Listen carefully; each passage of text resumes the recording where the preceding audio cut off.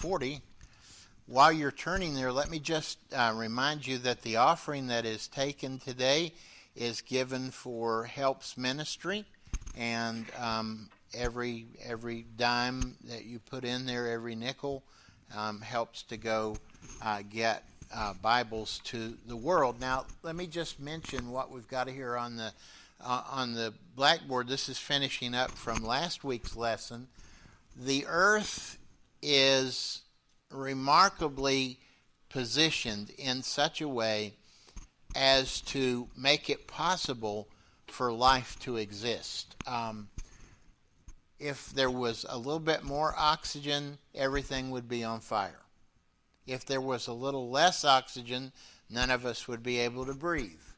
The nitrogen that exists on the face of the earth exists because every hour there are at least 1,000 lightning strikes somewhere in the world. And this world is being constantly nitrogenized. The earth is orbited by a very large moon. Did you see it last night? The moon is amazing to be the size that it is in relationship to the earth. There is no other planet in our solar system, and as far as we can tell, in any other solar system that has the size moon that we have. And it does so much for us. One of the things it does, it stabilizes the tilt of the earth at 23.5, anywhere between 22.5 and 23.5 degrees. It does vary over time, and that's because the tilt shifts up and back, and that gives us our seasons as the earth revolves around the sun. And if it did not tilt like that, we would be permanently locked in a position where we would either be permanently frozen or permanently burnt up. And so thank the Lord we have this tilt. The earth has a magnetic field because we have a very thin crust. We ordered the thin crust earth. I'm just teasing there. I don't know if you like thin crust pizza. We ordered the thin crust earth. Do you realize that the earth's crust at its deepest is only 30 miles? At its least, it's about 4 miles deep. And that's a very thin crust compared to other planets, which allows for tectonic movement. Those are the plates. Those are the earthquakes that happen around the world. Well, you say, why is an earthquake a good thing? Because if the Earth's crust was not able to move, the nickel core of the Earth could not spin. If the nickel core of the Earth would not spin, we would not have a magnetic shield around the Earth. You say, well, what does a magnetic shield do for us? It keeps the cosmic rays from making us old people. The cosmic rays that hit this Earth, and we're being constantly bombarded by them, but only a tiny amount of them. If we were hit by the number of cosmic rays that are aimed at the Earth, no life could exist. We would be in a situation like, for example, Mars, which has no magnetic shield. So that magnetic shield is very, very important, and the Earth has a magnetic shield that's wonderful. You ever wonder why people lived 1,000 years back in the early days of creation? Well, there was genetic perfection in those days, so there were no genetic diseases. But prior to the flood, there was also a canopy of water that hung over the earth, and that bounced some of those rays off. And then on top of that, you have the magnetic shield, which was even stronger back in those days. And so the cosmic rays getting through were very, very small, which is why people could live 1,000 years and not have any problem. And that, by the way, tells us what's going to happen when Christ comes back. We're going to have the ability to live 1,000 years during the millennium. So once again, God's going to ramp up that shield. And then finally, just the last thing I wanted to mention to you from last week's lesson is this equation. And I'd like to have Mary Beth come up here and solve this. Mary Beth, if you'll just come on up and as a teacher, I know this would not be hard for you. This is an algebraic equation. Huh? Read it to me in Spanish. It actually is in algebra, so it's a different language altogether. If you take this all together, what this basically says, these are all the factors that are necessary for life to exist on a planet. That tells you that for all of these things to be present on a planet is a 1 in a trillionth chance. 1 in a trillion. Now, we know that there are, according to cosmologists, I'm not going to say cosmetologists because those are people who arrange your face, but the people who study the cosmos tell us that they've estimated that there are about 100 billion possible planets. So if there are 100 billion possible planets, and there is 1 in 1 trillionth chance that life could exist on a planet, if you divide the chances for life to exist on a planet by the number of planets, you will find that it is mathematically impossible that life could exist on any other planet. It's just that simple. It's a larger number than there are atoms in the universe, which tells you Mr. Spock is not in existence. There is no R2-D2. Yoda is not real. I hate to tell you this, but there is no one out there except for God. And so let me just say this to you today. And scientists, by the way, are finally coming to that conclusion, that it is simply not possible, given the distance and the factors involved with coming up with living things, for there to be any kind of life in the universe other than right here. So why did it happen right here? Well, it happened right here because God so loved the world that he made a perfect world for us to live in. Now, as part of that world, he created a vast array of creatures. And among those creatures are 2 creatures we're going to talk about today, Behemoth and Leviathan. That is not myself and my wife, by the way. I just want you to know that. Behemoth and Leviathan. This is a very interesting study and something that the world knows something about. If you look up here on this screen, you'll see up at the top, the very first, up in this corner right here, you'll see a very obvious dinosaur head. This was found in the inside of a tomb in Egypt. The Egyptians, and there have been some theories that perhaps the Egyptians used dinosaurs to help them build the pyramids, which I think is interesting. If you look here in the middle, you see 3 dragons on a cart. That is from a Turkish tapestry, and they picture, without even blinking, that there are dragons among them during their time. This was from about the 1400s. If you look over on the far corner, you'll see the original and then an enhancement of that original, which was found in Utah in the United States, very obviously a Brachiosaurus. It is a cave drawing where American Indians, and you may think, well, this was thousands and thousands of years old.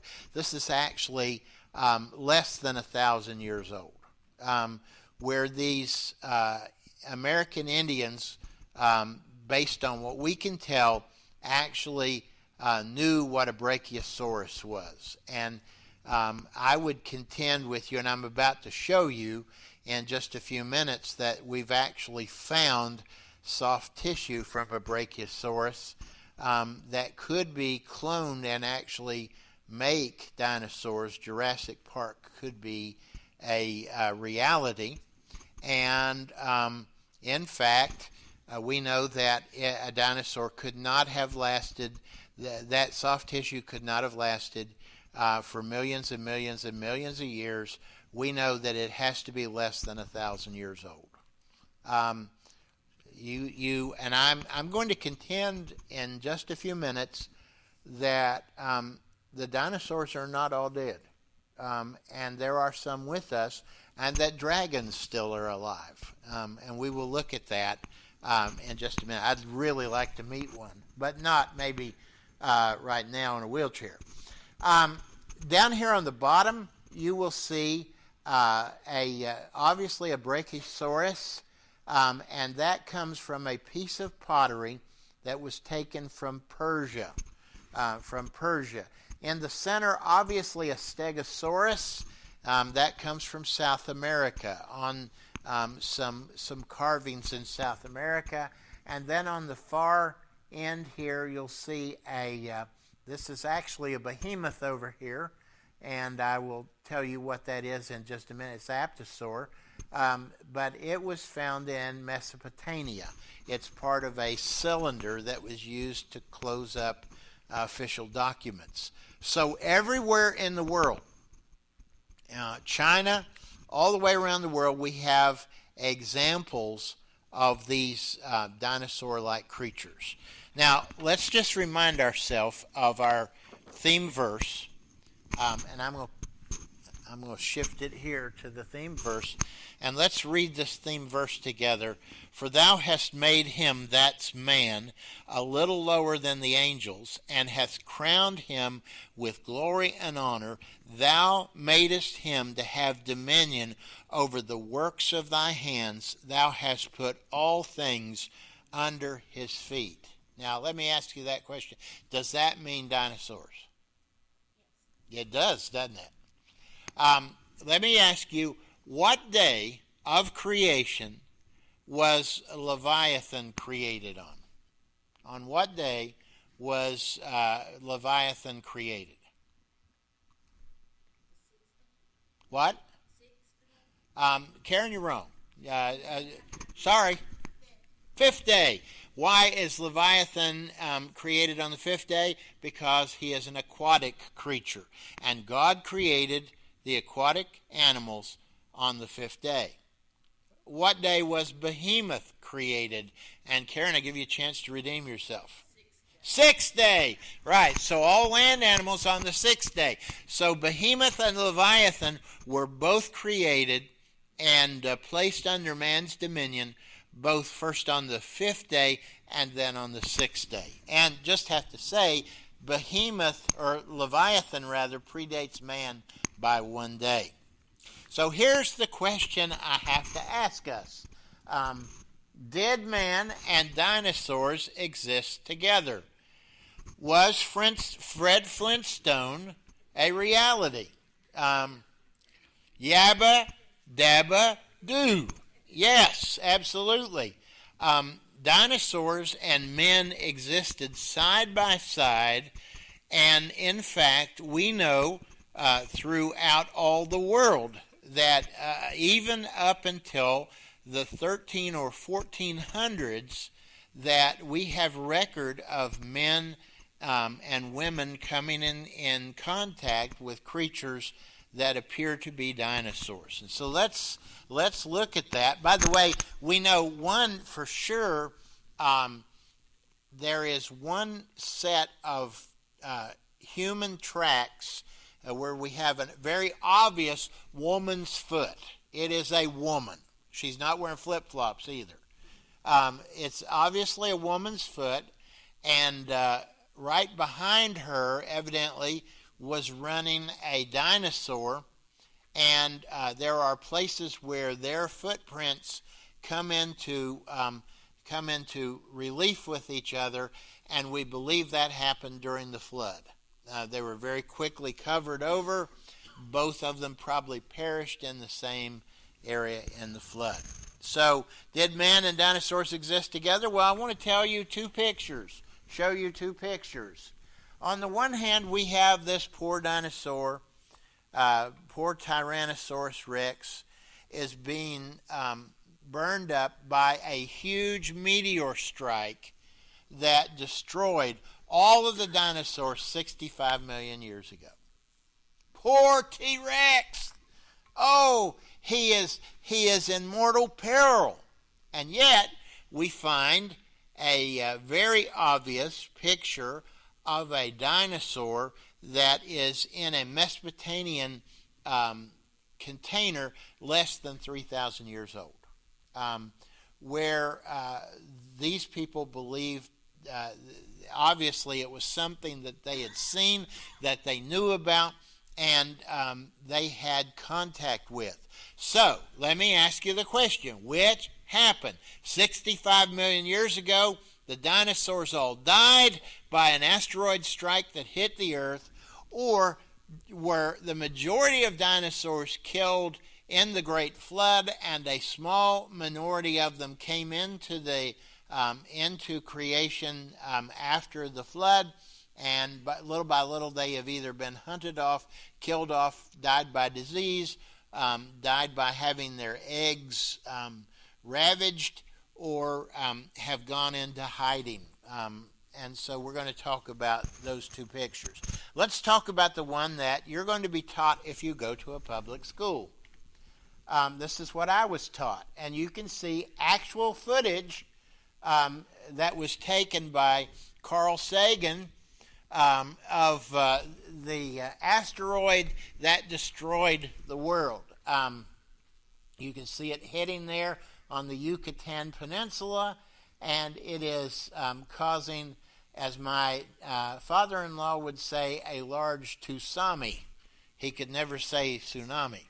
A large tsunami that covered the earth, obviously with a cloud of dust, and perhaps a huge flood, strangely enough, 65 million years ago, in which all the dinosaurs, like poor old T-Rex there, died. And you can see the chart here where you have 65 million years ago, they have all the dinosaurs dying off, and only mammals survived, and maybe a few reptiles and all of that. But basically that's the scenario. They can't exist. Sorry, they're gone. And this is what is being taught our kids.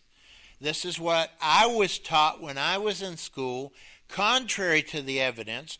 Where do we get all of these pictures? Where do we get all of these cultural references to these creatures if, in fact, they are all dead? But according to what we're being taught under evolutionary hypothesis, we're told that the dinosaurs are all dead, they're all gone. All right, here's picture number 2.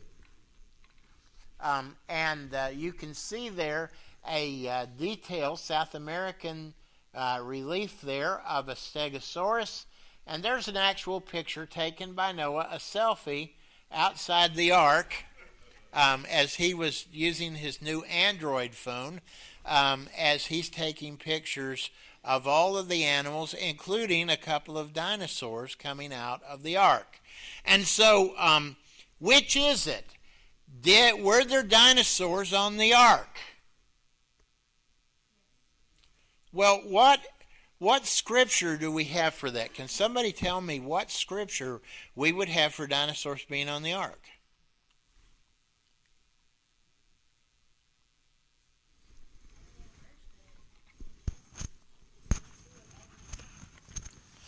Well, that's where you're hitting right. So let's go back to the book of Exodus, please. Turn back to the book of Exodus, please.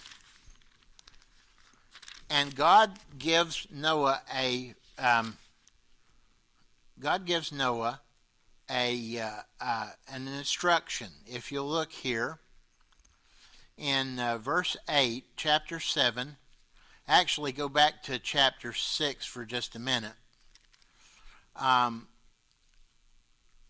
he says in verse 19 of chapter 6, of every living thing of all flesh. So that would include dinosaurs, wouldn't it? If God created dinosaurs, if God created Leviathan, if God created Behemoth, then he means two of every kind. Every kind, right? Now, we're told that that's exactly what happened. The Bible says of clean beasts in verse 8 of chapter 7, of clean beasts and beasts that are not clean, and of fowls and everything that creepeth on the earth, there went in two and two unto Noah and the ark, the male and the female, as God commanded Noah. So, yes, the dinosaurs were on the ark. Now you say, wait a minute. Some of these dinosaurs were pretty big. Does the Bible say anywhere that these were adult dinosaurs? Let me just ask you this question. Let's find out what kind of paleontologist you are. How do dinosaurs reproduce? Eggs. So what do you think Noah would have taken on the ark? Eggs. Why would you want to take dinosaur eggs on the ark? In other words, unless you're going to have a huge omelet, why would you take dinosaur eggs on the ark? What? Well, for one thing, you don't want to take up all that room, but there's another reason too. You won't have to feed them. Can you imagine how much a Brachiosaurus would eat? That'd be like taking Tony and me on the ark. You wouldn't want to do that. Now, there's another reason too. How would you know if they were male or female? Well, that's a good thing, and I would give you a couple of answers about that. Number one, the God who created all animals can give insight into which egg is a male and which egg is a female, but it doesn't necessarily preclude them taking a whole bunch of eggs on the ark, because what happens with eggs, they have a tendency to break, right? So it doesn't say that they just had every living animal that was full grown. He definitely took 2 by 2 at least, but I would say of eggs he could take a whole bunch, and it wouldn't be a problem. So that's the case. But here's another thing. Why else would you not have a full-grown dinosaur on the ark? If you take a full-grown dinosaur on the ark, what does that tell you about the life expectancy of that? What's that? It might not live that long. Dinosaurs, they're going to move into an environment that is changed for them, and they really need time to grow and develop and to adapt to that, and the older ones probably wouldn't do that and would probably die very quickly. So it makes good sense to have taken juvenile or eggs onto the ark, and that's certainly what he did with things like moths and butterflies and things like that, which would have taken some time to develop. So again, now how about Leviathan? Would you have taken a Leviathan on the ark? No, because why? He's an aquatic. So therefore, you would have taken Behemoth eggs, but you wouldn't have taken Leviathan. Now, somebody tell me, well, we'll get to that in just a minute. I'm getting ahead of myself. But let me just show you the different cultures that have told us about dragons or dinosaurs. Here we have a picture of the Sumerian gate. This is the Ishtar gate that was used in Babylon. and you can see a picture of Gilgamesh fighting against a dragon that was found on one relief, and down below is a picture of the dragon, not exactly the kind that Shar and I like so much, but it is called the Ishtar dragon, and it is on this great relief, and it is a definite picture of a dinosaur, or what we would call a dragon, and it comes from 2,000 years BC. So that's very clear that they knew what dinosaurs were, dragons were in those days. Here's a picture of Alexander the Great, a artist rendering. Alexander the Great in circa 330 in BC, he and his armies marched into India, and it is reported by the people who chronicled Alexander that the local people there were worshiping huge hissing reptilian creatures that lived in the caves there in that area. And the description we have, we believe it was called Nothosaurus. We've actually found the bones of these, and these would be described as being dragon-like, and they were found in the India area. So Alexander the Great, some 300 years before Christ, record the existence of dragons or huge reptiles. China. You can't even say the word China without thinking dragons, right? All over the culture there, everywhere in China, and no wonder it's such a big country and so often isolated. They had everywhere representations of dragons right up into the 14 and 1500s. And they're everywhere on pottery, embroidery, and carvings. How about England? Jolly old England. Well, in England, the British are proud to associate themselves with St. George. And what did St. George do? Well, St. George killed a dragon who lived in a cave that liked to devour maidens. And I guess if you were dumb enough to get around where a dragon was, you would get eaten. And so, and I think a lot of times villagers would take maidens out to the dragon so that they would leave the rest of the villagers alone. And that was not good for the villagers or good for the dragon. Either one made it dependent. This animal is clearly a dinosaur, very clearly a dinosaur. How about in one of the most popular books printed by the Gutenberg Press is a book describing many of the creatures that were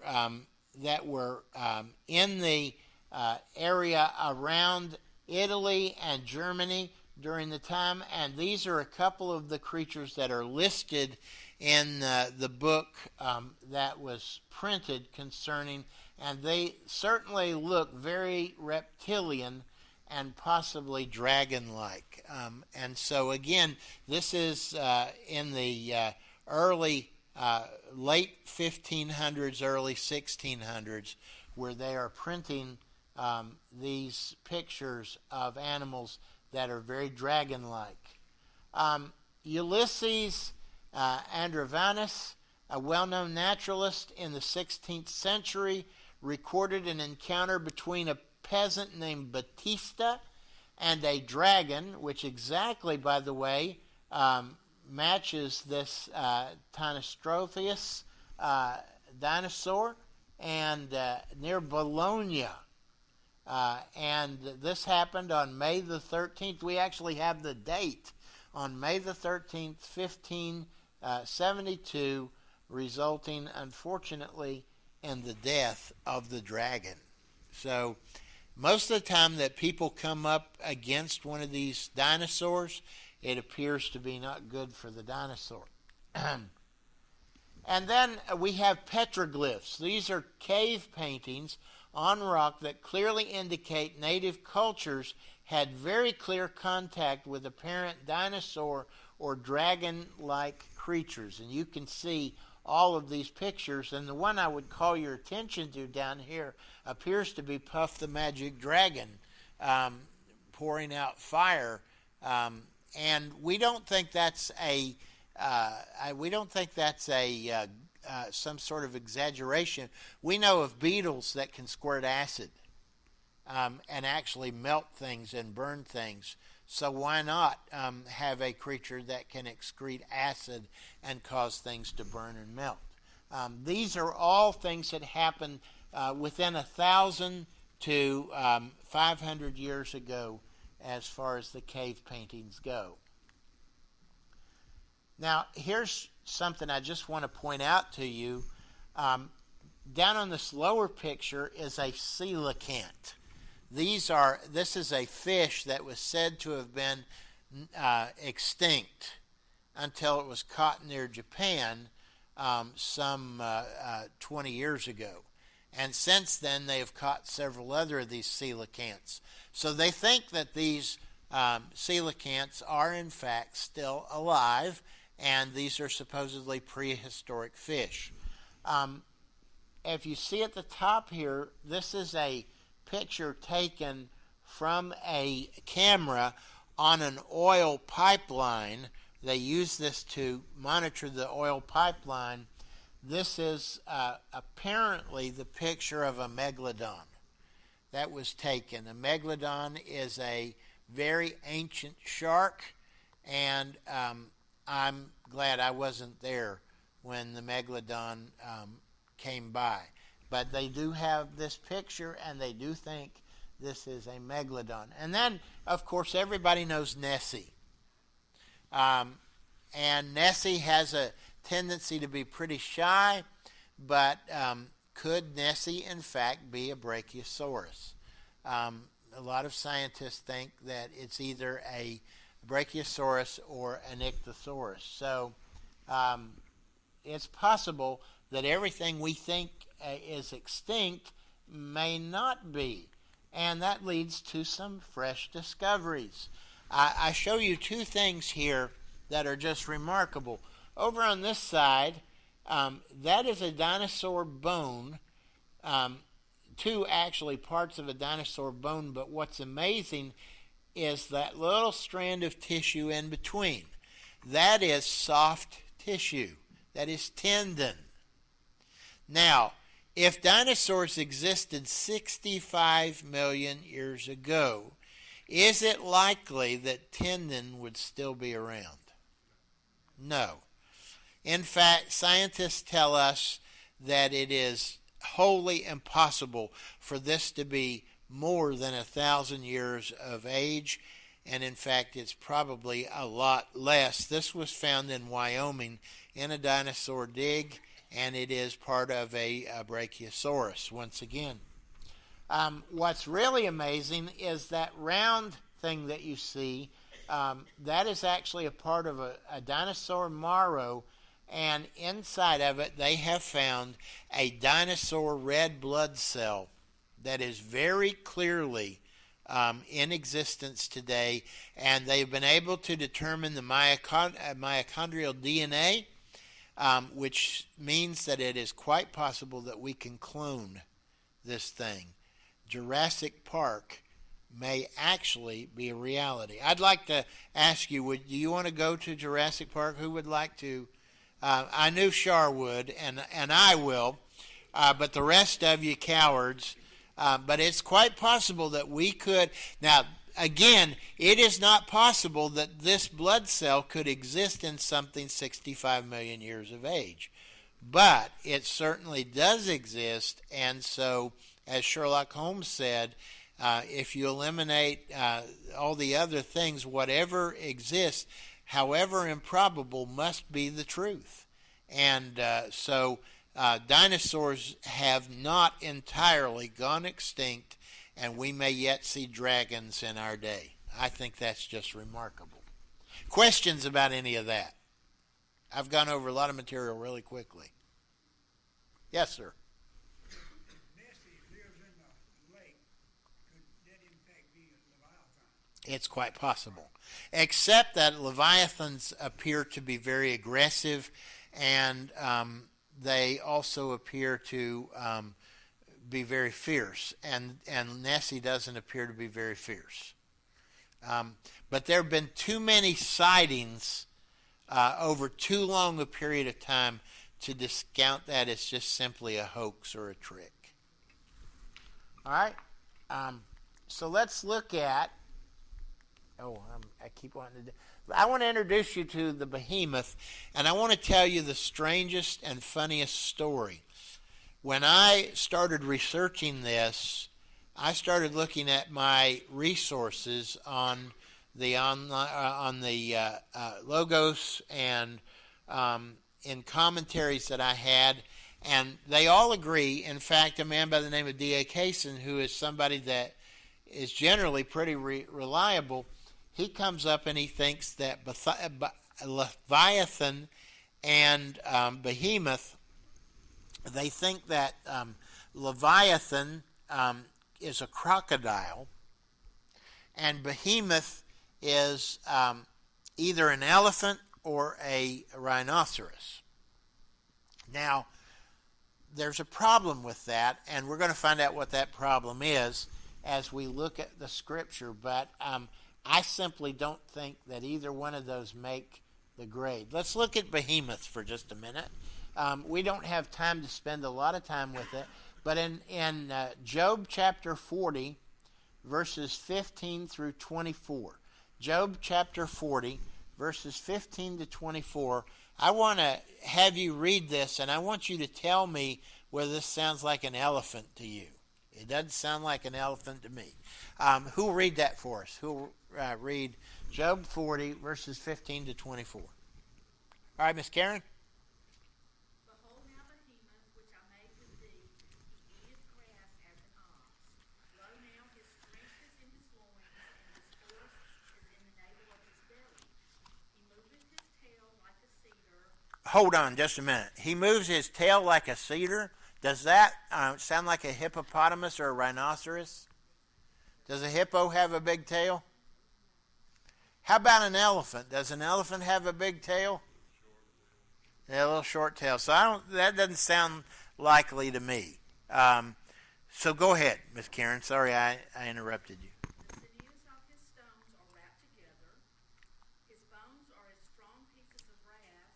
His bones are like bars of iron. He is the chief of the ways of God. He that made him can make his sword to approach unto him. Surely the mountains bring him forth food, where all the beasts of the field play. He lieth under the shady trees, in the covert of the reed and fens. The shady trees cover him with their shadow. The willows of the brook compass him about.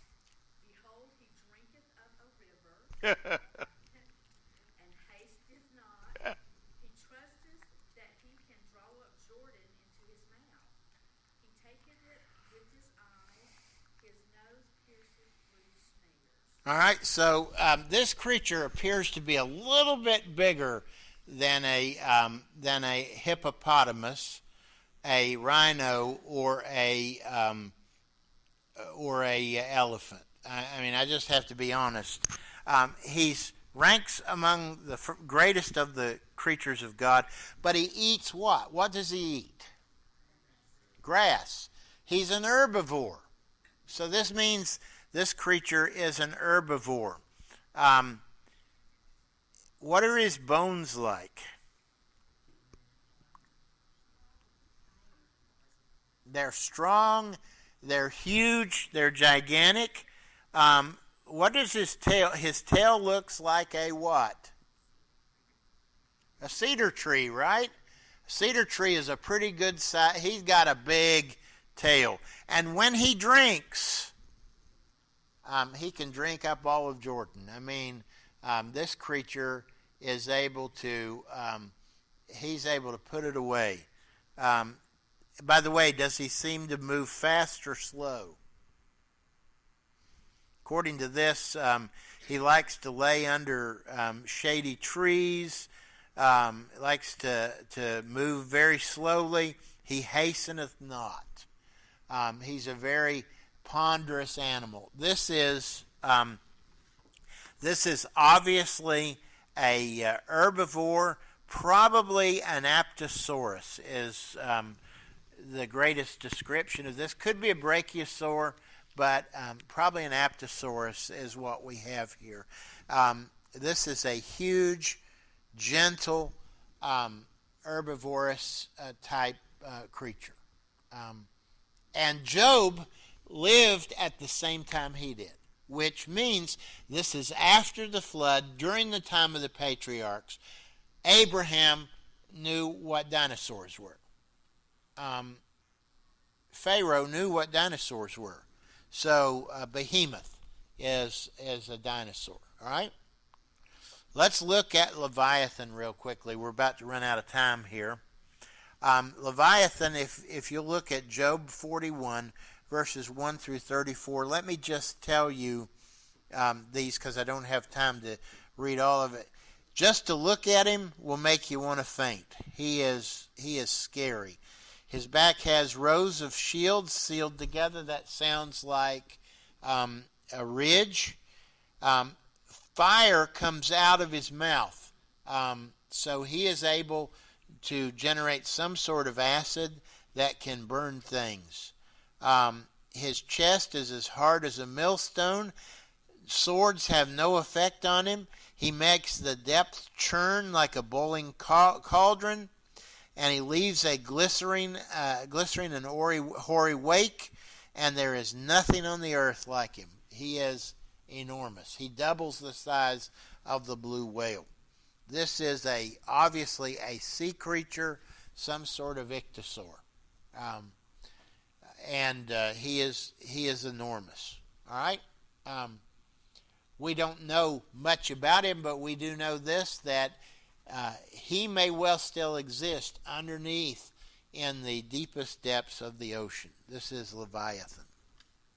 Very quickly, how does this all fit in with? How does this all fit in today? What is the importance? Christians over the years have tried to do two things.